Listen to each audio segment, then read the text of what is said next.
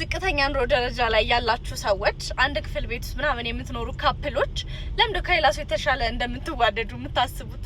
ማለት ዲስ በጣም ብዙ ቪዲዮዎች እየመጡልኝ ነበርና በቃ እንደዚህ ሆነን እየኖርን እንደዚህ አንድ ክፍል ቤት ውስጥ እንደዚህ ሚስቴ ቡና እያፈላችልኝ ምናምን እና በቃ ከኛ ሌላ የሚዋደድ ሰው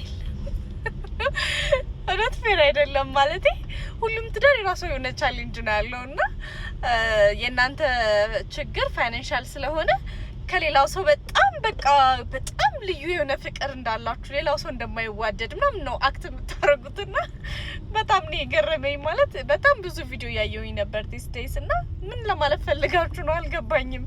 ማለት ያው በቃ የሚቀየር ነገር እኮ ነው የሚያልፍ ነገር እኮ ነው ግን ብራግ አታርጉበት።